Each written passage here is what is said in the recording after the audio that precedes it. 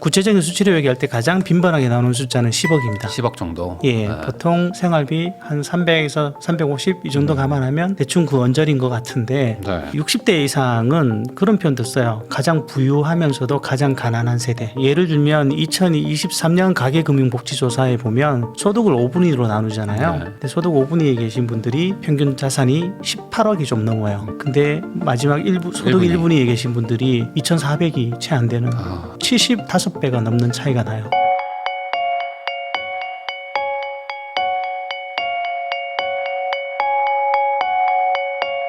사람과 직업 연구소에 이제 정도영 소장님하고 이야기 나누고 있는데요. 그러면 이제 노후 대비도 한번 좀 얘기를 해보려고 합니다. 어쨌든 우리나라 얘기하면 항상 노인, 빈곤 이런 얘기가 막 따라 나오는데 네. 실제 그 퇴사하신 분들이나 아니면 좀 뭐 몇 년 지나고 나서 이제 보면 많이 좀 힘들어하시는 분들이 많은지 아니면 좀 데이터랑 좀 현실은 좀 다른지 좀 궁금하거든요. 많죠. 많습니다. 사실 양극단에 있는 분들을 좀 뵐 때가 많아요. 네. 아까 말씀드린 것처럼 몇 년 내 대기업 임원 상담도 진행하고 있고요. 네. 굉장히 저소득층에 계신 분들을 뵐 때도 있어요. 예를 들면 40대 후반에 진로를 바꾸고 싶은데 그거를 위한 기반이 되는 자격증을 취득하려고 하니까 돈이 들어간대요. 사실 그렇게 크지 않은 금액이었는데 이 금액 때문에 그런 준비를 못 하시는 분도 뵀었거든요. 돈이 없으셔서. 네. 그러니까 이건 너무 흔한 얘기인데 다만 우리 시대가 굉장히 열악한 상황에 계신 분들은 바깥으로 노출이 잘 안 되는 것 같아요. 사실은 퇴직의 문제를 다뤄도 뭐 대부분 그 대기업이나 뭐 네. 공공기관에서 뭐 잘 나갔던 분들이 일자리가 없다 이런 쪽에 초점을 맞추잖아요. 근데 이제 실제로 보면 대기업이나 공공기관 다니셨던 분들은 본인이 잘만 관리하시면 노후 문제는 얼추 맞출 수 있거든요. 근데 이제 중소기업을 계속 전전하셨던 분들 이런 분들이 사실은 현장에서 가장 괴로운 케이스인 거죠. 그러면 그분들은 이제 재취업해서 일하지 않으면 뭐 몇 달 못 버티는 수준의 어떤 자산 막 이런 분들도 많은 거예요. 그럼요. 예를 들면 2023년 가계금융복지조사에 보면 소득을 5분위 2로 나누잖아요. 네. 근데 소득 5분위에 계신 분들이 평균 자산이 18억이 좀 넘어요. 근데 마지막 소득 1분위에 계신 분들이 2,400이 채 안 되는 그런 정도 75배가 넘는 차이가 나요. 네. 이러면 뭐 방법이 없죠. 2천만 원이라는 거는 뭐 통장에 뭐 조금 그다음에 뭐 보증금 뭐 이 정도 있는 거니까. 60대 이상은 그런 표현도 써요. 가장 부유하면서도 가장 가난한 세대. 그 자신들 내부에서도 소득 격차가 굉장히 커졌거든요. 네. 잘 아시겠지만 IMF 그다음에 미국 금융위기 그리고 코로나 사태까지 거치면서 이런 큰 변화가 있을 때는 사실 자산이 약하신 분들이 굉장히 더 흔들리게 되잖아요. 네. 그러면서 그 격차가 훨씬 심해진 것 같아요. 그러면은 뭐 어쨌든 요 노인분들 많이 보시고 그리고 실제로 이제 소장님도 이제 그 세대 속에 이제 속해 계시니까 이제 여쭤보는 건데 비슷했던 어떤 사람들이 한 20, 30년 지나면서 이렇게 뭐 갈라지는 거잖아요. 그게 지금 60대에도 자산 양극화가 심하다고 말씀하셨으니까 네. 가장 큰 계기는 뭔가요? 어떤 그런 위기가 왔다는 거를 잘 극복한 사람 아니면 못한 걸까요? 그 예를 들면 그 위기가 왔을 때 네. 대기업에 속해 있던 사람 혹은 공공기관에 속해 있던 사람과 그 위기가 왔을 때 그 위기에 직격탄을 맞는 중소기업에 속해 있거나 자영업을 하셨던 분들은 완전히 얘기가 달라지는 거죠. 네. 예를 들면 코로나 때 우리가 자금 지원을 자영업자들한테 많이 했지만 네. 근데 사실 그때 이미 한계에 몰렸던 분들은 그전에도 한계에 몰렸던 분들이 많거든요. 네, 네. 그런 것들을 겪으면서 오히려 채무만 늘어나는 그런 상황으로 이어지는 경우들이 꽤 많다라는 거죠. 하긴 IMF 때 교사, 공무원, 부부 이런 분들은 IMF가 온지도 몰랐다고 하더라고요. 왜냐면 그냥 IMF가 뭔데 막 이러고 그냥 지나갔대요. 그때 그 막 난리가 났었을 때도. 왜냐면 뭐 급여가 끊기지 않았으니까. 그렇죠. 그러면서 이제 격차는 더 벌어지고 예를 들면 그 당시에 또 여윳돈이 있던 사람들은 굉장히 저렴해진 부동산 같은 것도 매입했을 하고. 것이고 그러면서 자꾸 더 벌어지는 거죠. 그러면은 결국에 지금 뭐 은퇴하신 분들도 그렇게 양극화 된다면 지금 40대, 50대 분들도 뭐 마찬가지일 것 같기도 한데 이 뭐 나이대가 좀 젊다고 해서 이런 일이 안 일어난 것도 아니지 않습니까? 그 양극화의 차이를 보면 소득 5분위와 1분위 차이를 보면 연령대가 어릴수록 줄어들긴 해요. 근데 그거는 이제 달리 얘기하면 부의 축적 기간도 짧았고 어떤 그 커다란 변화도 아직은 크게 많이 맞지 않아서 그런 것인데 이런 것들이 누적되면서 자꾸 커질 수밖에 없는 구조인 것은 사실인 것 같습니다. 그러면은 앞으로 또 뭐 위기가 오든 뭐 이럴 때 또 극복을 못 하시면 또 한번 또 이렇게 벌어지죠. 그렇죠. 이 변화가 심하게 올 때는 결국 약한 부위부터 터져 나가는 것 같아요. 그 저희는 또 부동산 얘기 많이 하는 채널이니까 우리 채널에 댓글 달리는 거 보면은 그래도 노후 준비는 집 한 채 이런 게 있고 야 이제는 끝났다 뭔 집 한 채냐 뭐 미국 주식이나 뭐 달러나 이런 거 가지고 있어야지 뭐 이러면서 맨날 싸우거든요. 지금 은퇴를 하시거나 아니면 하시기 직전인 분들이 집에 대한 어떤 사고 방식은 어때요? 이 집은 꼭 하나 있어야 된다 뭐 이런 건가요? 아니면 이것도 팔아서라도 뭐 사업에다 쓸 수 있다 뭐 이런 걸까요? 저도 뭐 부동산 때문에 부익남 채널도 네. 보고 다른 채널 좀 볼 때가 있습니다만은 이제 제일 고민인 것은 부동산이면 그래도 어떤 흐름이 좀 꾸준해야 되는데 네. 이 논조도 굉장히 빠르게 바뀌는 것 같아요. 불과 한두 달 전까지만 해도 집 가진 사람 다 망했다.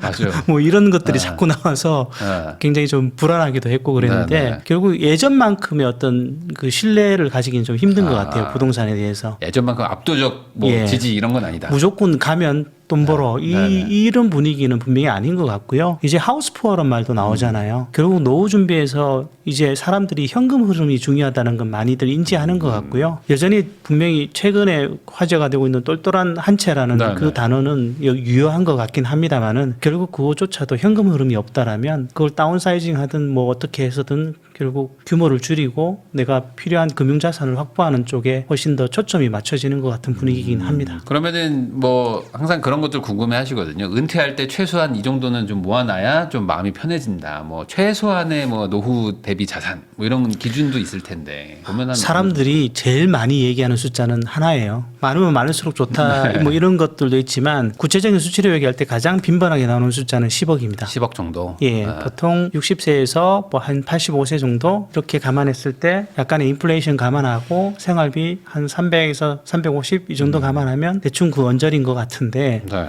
문제는 이 자산 10억의 기준이 대한민국 전체 기준으로 보면 상위 10%거든요. 상당히 높은 거죠. 굉장히 높은 네네. 거죠. 예. 문제는 이제 나머지 90%의 박탈감이라는 것은 더 심해질 수밖에 없는데 아무래도 이런 것들이 현실적으로 개인을 누르면서 끝없이 돈에 대해서 고민하는 그런 구조로 가게 되는 것 같아요. 예. 그러니까 10억의 기준은 10억이면은 일을 해도 되고 안 해도 되고 정도를 그렇죠. 말씀하시는 거죠. 예. 그 이하는 이제 일을 좀 같이 병행을 예. 하셔야 되는 거고. 사실은 저도 뭐 그 돈에 관한 영상을 올렸던 적이 있는데 네. 20억 갖고 있어도 불안해요. 30억도 안 그럼요. 돼요. 뭐 이렇게 네. 올라오는 경우도 되게 맞아요. 많습니다. 저 50억밖에 없어 이런 분들도 있어요. 걱정이라고 막.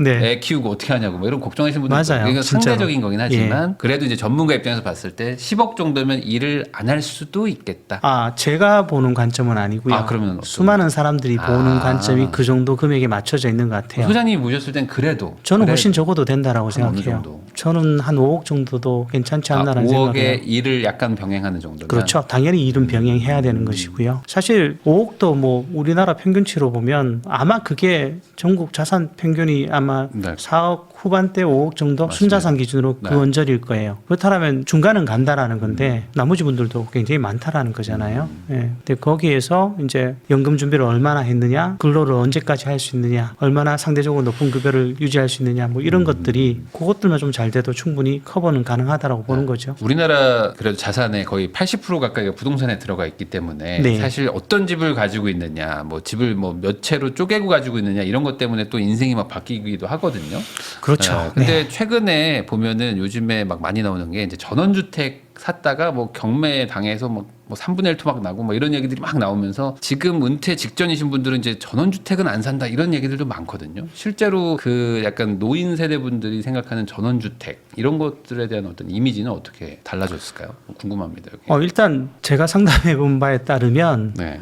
남성들은 전원주택에 대한 로망이 좀 있는 것 같아요. 있어요? 네. 그런데 네. 그 대부분 아내의 네. 반대로 걸리죠. 아, 근데 저 역시 개인적으로 말씀드리자면 저도 자연 풍광을 좋아하고 아내에게 그런 얘기를 한 적 있어요. 우리 시골 가서 살까? 살자. 네, 그랬더니 아내가 그런 얘기를 하더라고요. 당신이 전기 나가면 고칠 수 있고 여름에 잔디 깎고 그런 거 다 할 거냐고. 네. 네. 가만히 생각해 보니까 저는 자연만 좋아하지 전원에서 살 능력은 안 되더라고요. 여행 정도만 예, 예. 가끔씩. 그러니까 저 같은 사람은 휴양림을 가는 게 맞고요. 네. 저는 시골에서 생활하는 것과 맞물린 거라면 그쪽 출신이 아니시라면 사실은 권하고 싶지는 않아요. 우리가 잘 드러나지는 않았지만 제가 아는 한 귀농귀촌은 성공 케이스보다 실패 케이스가 더 많은 것으로 알고 있거든요. 네.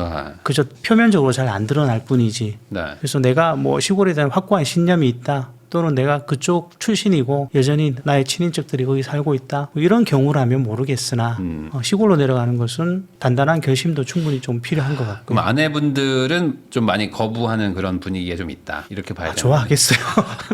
아니, 제가 옛날에 강원도에서 일했던 적이 잠깐 있었는데 건설 현장에 있을 때 네. 거기에 그 민원인 분 한 분이 계셨는데 남자분이셨는데 한 60대 후반 정도 되셨거든요. 근데 수원 분이시래요. 근데 아내분하고 둘이 와서 살다가 아내분은 4개월 만에 수원으로 가시고 자기만 지금 1년 반째 살고 있다고. 그러니까 뭐 부인과 네. 떨어져서 혼자 그렇게 지내시는 경우도 그거 있는데 좋아하시진 않았는데 그냥 네. 집은 샀고 아내는 절로 갔고 저는 방법이 그것도 없다고. 별로 권하고 싶지 않아요. 왜냐하면 그러시다가 진짜 떨어지는 경우가 생기거든요. 그래서 자기도 돌아가야 되는데 고민하시면서 이렇게 상담을 하셨던 적이 있었거든요. 민원으로 오셨다가. 그렇죠. 네. 그게 벌써 한 10몇 년 전 얘기인데 그 이후로도 계속 남자분들은 원하지만 여자분들이 잘 원하지 않는다. 네, 사람마다 다른데 아무래도 여성의 경우는 좀 더 현실적인 분들이 많으시니까. 네, 맞아요. 여자분들은 나이가 들면 들수록 점점 더 이렇게 사회성이 높아지시고 남자분들은 좀 고독하게 혼자 있으려고 하는 것 같기도 하고. 그래서 엄밀하게 얘기하면 제가 네. 그런 얘기 많이 드리는데 퇴직 이후에 예컨대 정년까지 갔다고 가정을 하면 네. 저는 사실 여성에 대해서는 큰 걱정을 안 해요. 그냥 알아서들 재밌게 잘 사시거든요. 근데 평생 일만 해오신 분들이시면 네. 사실은 그분들의 마음이 일은 더 하고 싶지 않다는 마음이 있는 건 알겠으나 막상 그걸 떠났을 때 뭘 하시고 계실 거냐라고 물으면 대답 못 하시는 분들이 너무 많거든요. 네. 취미도 없다 그러시고 막 그런 그렇죠. 분들 많으니까. 예. 그러면은 그 전원주택 말고 실버타운에 대해서는 사람들이 좀 어떻게 생각하시나요? 제가 이거는 전제를 좀 깔게요. 제가 사실 뭐 실버타운에 대해서 전문가도 아니고 네네. 다만 이제 저도 이제 나이가 그런 쪽으로 가고 있으니까 감안해 보면 전 두 가지가 좀 걸려요. 일단 기본적으로 고비용이라는 것이 좀 걸리고요. 네. 또 하나 걸리는 것은 과연 유사한 또래 집단들만 한 숙소에서 계속 보게 된다라는 것이 네. 그 사람에게 얼마나 도움이 될까라는 생각은 좀 갖고 있어요. 거기다가 더 치명적인 것은 정작 건강이 나빠져서 다른 사람이 필요할 때쯤에는 나와야 된다라는 거죠. 네. 그런 것들을 감안하면 저는 약간 회의적이긴 한데 그럼에도 불구하고 또 인기는 좋아서 대기하시는 분들도 많다라고 네, 네. 하대요. 여기도 양극화입니다. 예, 개인들의 차이가 좀 있는 것 같으세요. 예. 그러니까 동년배들이 같이 모여 있는 게 마냥 좋지 않을 수도 있다. 저는 굉장히 다양한 사람들을 많이 만날 수 있는 게 노년에는 훨씬 좋은 선택이 아닌가 싶긴 해요. 맞아요. 그래서 외국 같은 경우에는 이제 청년 세대, 뭐 아이 키우는 집과 이제 노인 세대를 같이 막 병합을 있죠. 해가지고 네. 뭐 애들도 봐주기도 하고 조그마한 마을처럼 만드는 경우들도 좀 있는데 네. 그런 거에 대해서도 아마 좀 뭐 정책적으로 하려고는 하지만 아직은 뭐 그런 건 아직 네. 뭐 초기 단계니까 안 되고 있는 것 같긴 합니다. 그러면 이제 실버타운을 희망하시는 분들은 어쨌든 간에 나름 연소득이나 뭐 배당이든 뭐 월세든 뭐 받는 게 있으시니까 갈 거 아니에요. 그렇죠. 뭐 자산을 막 깎아가면서 가시는 분들은 많이 없으니까. 그럼 반대로 그런 노후 대비라는 건 결국에 자산도 중요하지만 매달 들어오는 현금 흐름일 텐데 이 현금 흐름 만드는 거를 다들 걱정하시잖아요. 뭘 보통 추천하세요? 그래도. 제가 많이 다루는 영역이 생애 설계라는 영역인데요. 네. 노후에 어떤 삶의 각 측면을 돌아보고 어떻게 살아야 되는가를 고민하는 거예요. 근데 그 중에서 재무와 관련된 부분에서 가장 흔히 얘기 나오는 건 세 가지예요. 노후에 어떤 수입 창출이 중요한데 네. 자산 기준으로 접근하면 대한민국의 대다수가 그 노후 준비를 못하는 게 돼요. 근데 현금 흐름의 창출로는 조금 맞출 수 있거든요.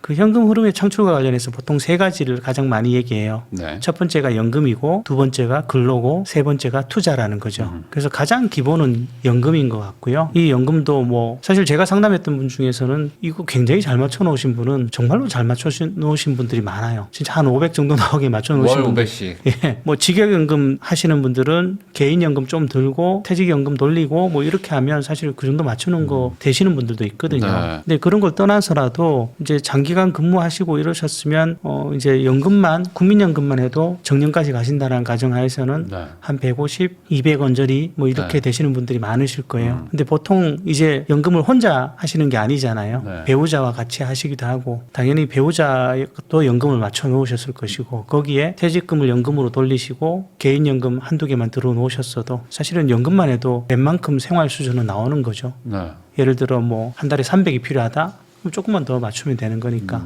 거기에 이제 가능하시다면 근로를 좀 권해드리기도 해요. 왜냐하면 수많은 전문가들이 퇴직 후 일에 대해서 자꾸 얘기하는 것은 정년 언저리, 예컨대 50대 이후에 퇴직을 했다고 치면 50대, 60대까지 일을 해온 사람들에겐 그게 상대적으로 제일 쉬운 선택지이기 때문에 그래요. 제가 보기에는 그 정도까지 일해오신 분들이라면 노는 게 더 어려워요. 그것도 잠깐 놀 때 재밌지만 네. 계속해서 놀라 그러면 네. 정말로 힘들거든요. 잘 놀지도 네, 못할 네, 뿐더러. 그래서 근로는 꼭 같이 가져가셨으면 좋겠고요. 투자는 여기 투자 전문가가 계시니까 제가 언급할 바는 아닌데 저는 아주 상식적인 차원에서 접근하자면 모르면 손 떼셔도 된다라고 해요. 차라리 모르면 내가 네. 굉장히 불리한 입장이나 뭐 이런 특이한 케이스 아니시면 하실 거면 공부하시고 네. 공부하기 싫으시면 차라리 손 떼셔도 된다라고 말씀을 드리긴 해요. 차라리 그런 돈을 뭐 연금이라든지 뭐 네. 이런 것들로 관리를 하자. 퇴직하시면 굉장히 주식 투자하시는 분들 많아지시거든요. 많아지시더라고요, 생각보다. 갑자기 전업 투자하시겠다는 분들도 늘고. 근데 그런 분들이 처음에 들어가실 때 보면 아주 가볍게 들어가세요. 전 좀 말리고 싶어서 옆에서 보다 보면 제일 많이 하시는 말씀이 이 돈 없어도 되는 돈이에요라고 하시거든요. 근데 그런 돈 좀 있으세요?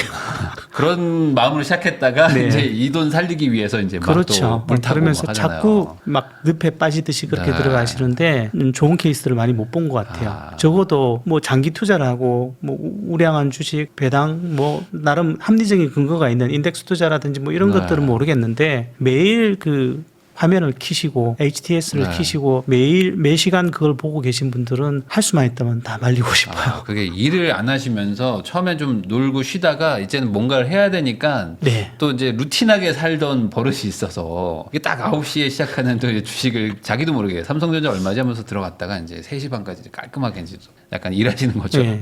근데 그게 가장 나쁜 것 중에 하나는 그렇게 하셨을 때 돈을 그러니까요. 조금 버시거나 하시면 네. 제일 먼저 깎여 나가는 게 근로에 대한 의욕이에요. 내가 이 돈으로 하루에 뭐 몇백도 버는데 이거 내가 한 달 일해봐야 얼마 버나? 뭐 이런 생각들을 하시게 되는 경우들이 있거든요. 네. 이거는 굉장히 길게 보면 황금알을 낳는 거위 하나를 잡는 거나 마찬가지거든요. 네. 하긴 그 매달 들어오는 몇백만 원이라는 게 이제 십수년이 여전히 더 벌 수 있다면 그 그렇죠. 금액도 그거는 사실 투자가 안 된 무자본 수입인데 그거를 이제 무시하게 되는 게 가장 큰 문제다. 그러면은 뭐 현금이나 주식, 뭐 부동산 이런 포트폴리오 자산 배분의 개념으로는 이제 노인분들은 어떻게 좀 배분하는 게 좋을까요? 현금도 있긴 있어야 될 것 같고. 굳이 말씀드린다면 저 역시도 부동산 쪽에 전체 자산의 상당 부분이 몰려 있어서 말씀하신 대로 70-80%이 정도 비중은 좀 위험하지 않나 싶은 생각이 들어요. 그래서 할 수만 있다라면 저는 50% 5대5 정도 혹은 부동산 비중을 나중에는 그보다 더 낮춰도 뭐 큰 문제가 없지 않나라는 생각은 좀 하고 있습니다. 아무래도 우리나라는 좀 이제 집값에 대해서 또 집을 또 내 집 마련해야 된다는 또 그런 것도 강하기 때문에 대부분 이제 은퇴하실 때는 거의 한 70-80%가 다 부동산에 있긴 하시더라고요. 그렇죠. 근데 이제 거의 100%이신 분들도 있거든요. 현금화요. 네, 그건 이거는 진짜 진짜 위험한 것 같아요. 힘든 것 같아요. 네, 그래서 이제 현금이 아무래도 좀 중요해지는 거죠. 점점 노인이 되실수록. 저도 꽤 오래된 낡은 집에서 사는데 낡은 아파트에서 사는데 이 아파트를 팔면 잘 팔릴까? 이런 걱정도 하게 되거든요. 네, 그러니까 현금도 좀 확보하시면서 좀 비중을 좀 낮춰가자 이렇게 얘기해 주신 것 같습니다.